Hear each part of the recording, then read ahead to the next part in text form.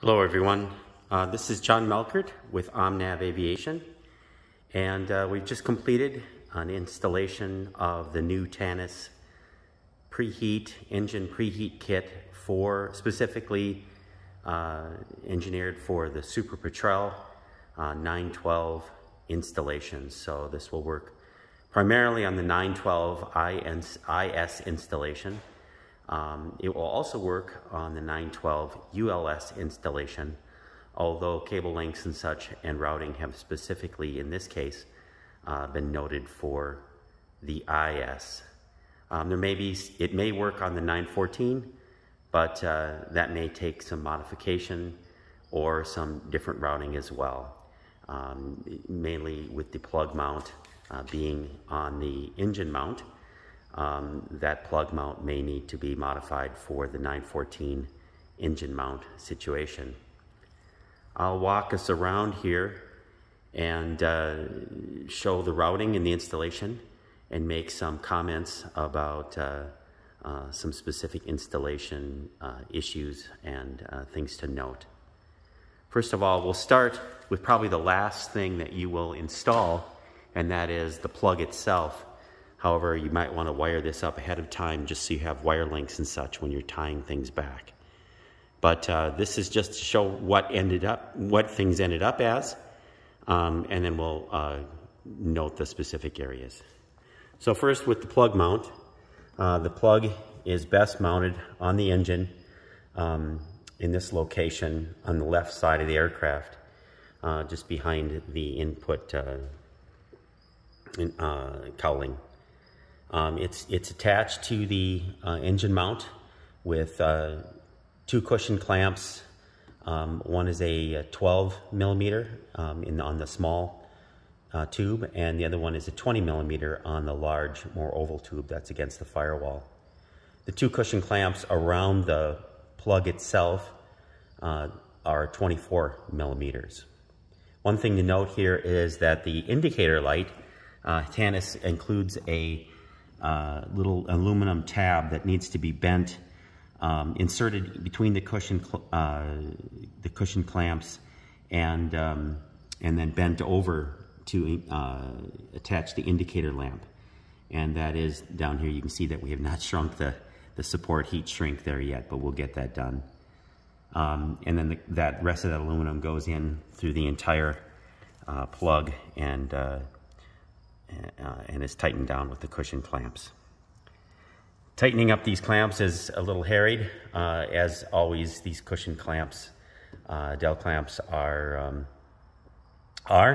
I typically use either safety wire or really small zip ties to first, collapse, to hold them together with the pliers and attach either the safety wire or a cushion clamp to hold them together rather than trying to fit everything together. And Tanis will supply the cushion clamps as well as the hardware for making it all work. And then the indicator lamp connection is right there. It's zip tied to the rest of the engine mount and then on up. Okay, and as long as we're here, I'll also show the installations on each of the cylinders heads. So there are a total of 6 heating elements on the Rotax engine. There's one on each of the cylinder heads, one behind the reduction gearbox, and one on the oil tank. I'll show you this is for cylinders 1 and 3 on the left side of the aircraft, because this is a pusher. And each of these ears on the cylinder should be tapped with the threads. They're already threaded, but the threads are not good and need to be cleaned out with a good tap. I use a tap that has been welded to a T-handle Allen wrench, essentially, and it works really good. It lets me get above the engine, and I'll include some photos of that and some detailed processes for doing a proper tap of these threads, cleaning out these threads. But you can see that in order to get the element installed with the proper amount of extension or the lack of too much extension at the bottom of the ear, we've had to use 2 of the included spacers and a standard and washer.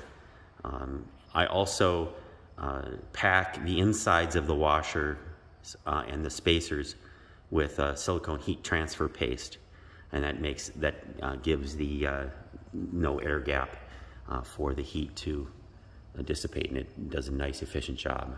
I'll also include some notes on how to do that without getting the silicone heat transfer paste on the threads that are going to be in the ear.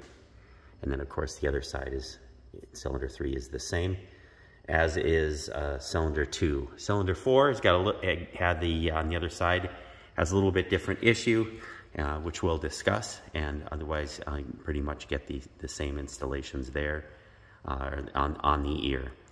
Tanis does offer some alternate locations for these, but the best location is on these ears and on the back of the gearbox, as those are the critical components and the things that really need to be warmed. It will also give you the quickest preheat of the engine when you need to preheat it in cold weather and get going. All right. Okay, here we are on the other side of the engine, the right side of the aircraft, cylinders 2 and 4. And you can see on cylinder 2, it's pretty much the same installation as cylinders 1 and 3 on the left side.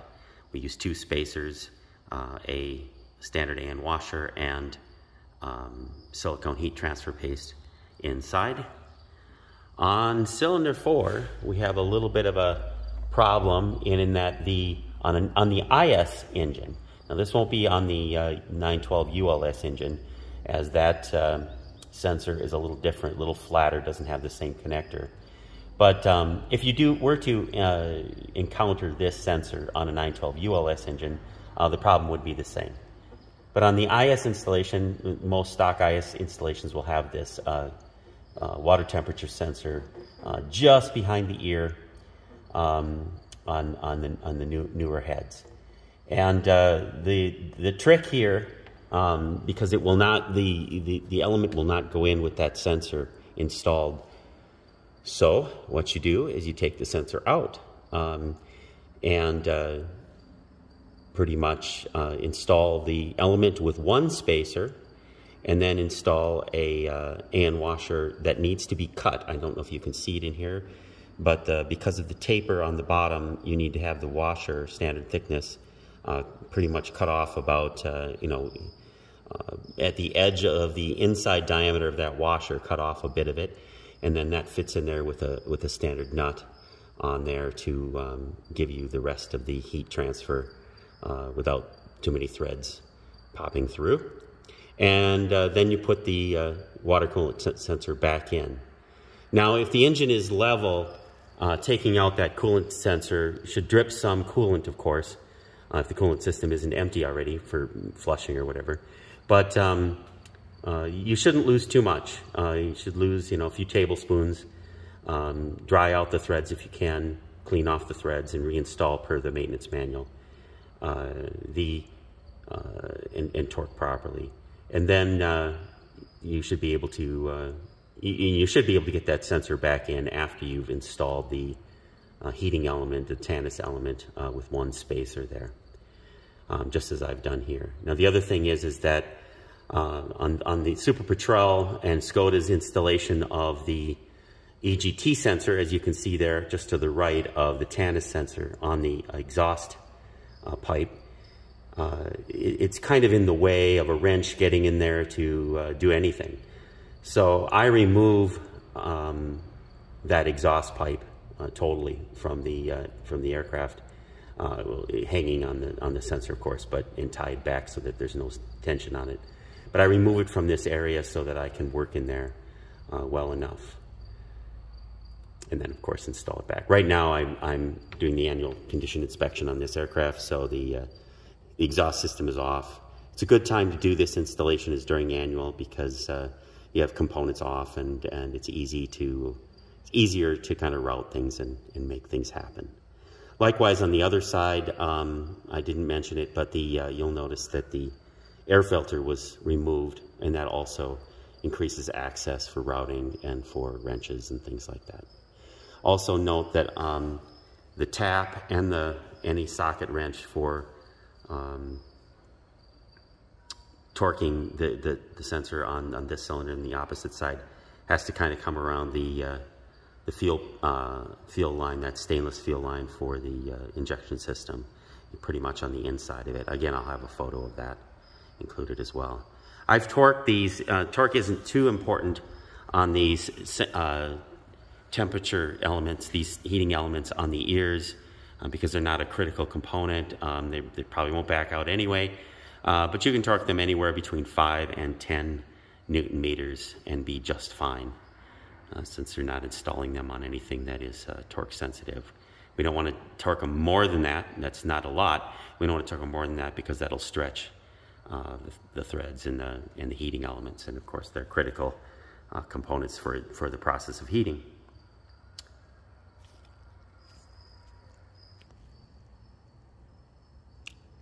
Okay, and then the fifth element is installed on the back of the gear reduction gearbox, and the side that's easiest to access is the left side of the aircraft,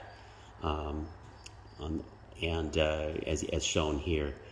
We've used 3 spacers and the silicone heat transfer paste to install this. The threads are not real deep on the gear reduction box, so you need 3 spacers on here, and it does a very, very good job of warming the entire gearbox. And then you can also see on the ground wire we've routed the line and to the connector for that on the wiring harness. I'm probably going to yet tie back that connector with a standoff, just to keep it a little bit more secure there. Be careful not to tie it off to the antenna cable, because that needs to be loose in order to have enough length to attach and detach when you're removing the cowling. As long as we're up here, let's take a look at the routing.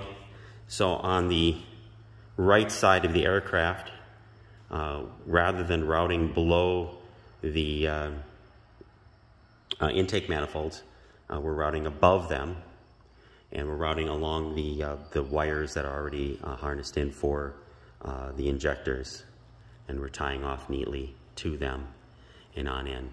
Remember on all routing not to tie off to anything that is fuel or oil related. The reason for that is if there was a short or a spark or something like that from electrical components, you would not be igniting fuel or oil. So here we do cross a stainless steel and tie off to the stainless steel fuel, but that is not as much of a concern. So these 2 route back all the way to the firewall, and the connector's there. And just as long as we're here, you can see that the routing for the line for the connector for the gear reduction gearbox goes up on the left side and up underneath the airbox.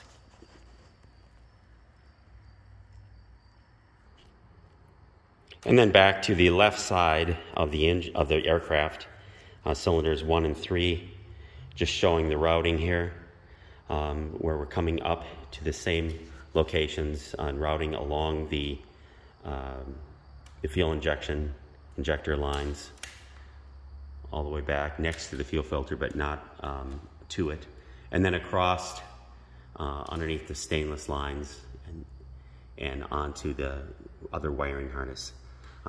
We've tied back the circuit protection right there, and of course the other connectors and junction are near the firewall and tied there, and then the last junction of everything is tied off just behind one of the power rectifier and voltage regulators. And then finally, again, looking at it from the the leading edge of the upper wing, you can see the junction connector tied off. It's a little bit of excess cable loop there. And the element for the oil cooler is affixed to the oil cooler, and I'll provide some more photos and some tips on how to do that properly. You will need to remove the oil tank, just as you would to do a proper cleaning out of the oil tank on the Super Petrel. When you remove it, of course, tie back and plug the oil lines, but also make sure that you wash the oil tank completely to remove all oil residue. I like to use Dawn and then clean it. Tanis does include a cleaning wipe with either acetone, or I think it might be acetone, might be MEK, I'm not sure. But it's even denatured alcohol works good to remove that last oil residue so that the silicone element can stick to the tank properly. And then reinstall it with the element facing forward, because that's the where there's open air for the heating. You wouldn't want to have it behind the tank where it's up against material and aircraft structure. Have it out in front. And of course it's easy with that clamp loosened to spin that bottom of the tank when it's properly inserted. And also, of course, on the Super Petrel, remember when you put the tank back in, the drain plug at the bottom, which is never used on a Super Petrel, needs to go into that hole, and the whole tank needs to sit properly atop that platform with that plug in the hole. Oftentimes, if the tank is installed improperly and that plug is not in the hole and not completely seated down there, the bracket can break just from vibrations in the tank movement that holds it to the spar, the wing spar. So make sure that that tank is down there, inserted properly with the plug in that hole, and it's sitting and resting on top of the platform down there. And then you can also see the recommended location for the clamp, the over-center clamp, ring clamp, and of course make sure that that is properly around both the upper and the lower portions of the tank. That's a good location for it, as it allows you to get a socket wrench on the worm gear clamp that holds the tank in place.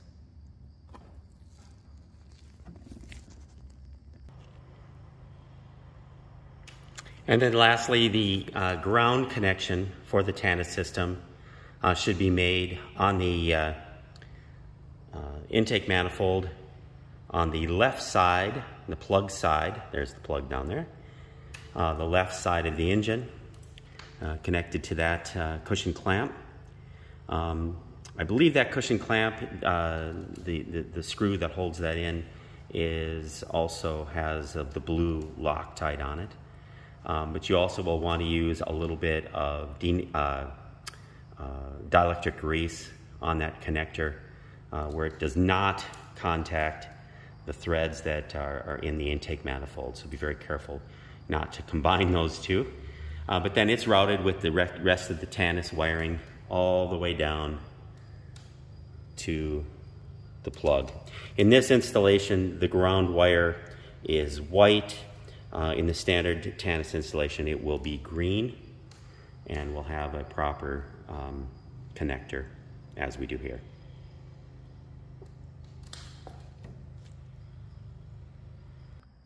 Also, of course, be sure to clean and affix the Tanis Preheat system sticker in this location near the plug, so that when the cowling is on, any user will know how to find the plug. Also note that the plug is very much mostly out of the wind stream in this location, and doesn't interrupt or cause any problems with airflow.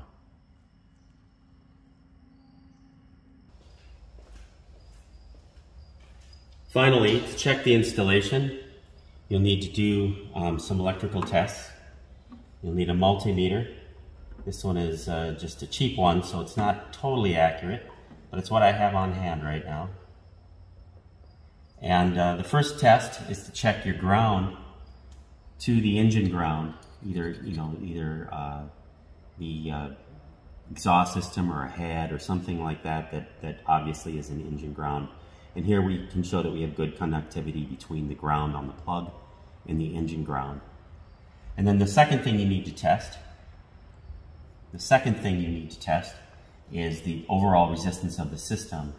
And in this particular system, we should get somewhere around 60 ohms. So we're looking for 60 ohms. This particular multi-tester is a little off, but nevertheless we have about 60 ohms plus or minus about 10%. And we check out there with 64 ohms. Once you've done the electrical resistance test, you can plug in the system.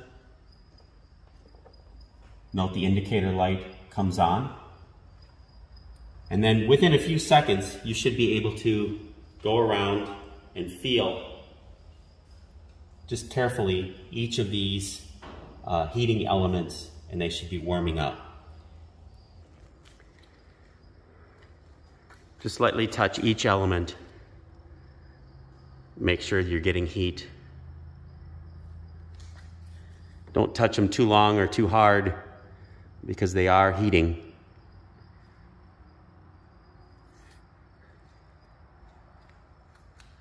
And of course the other side the same.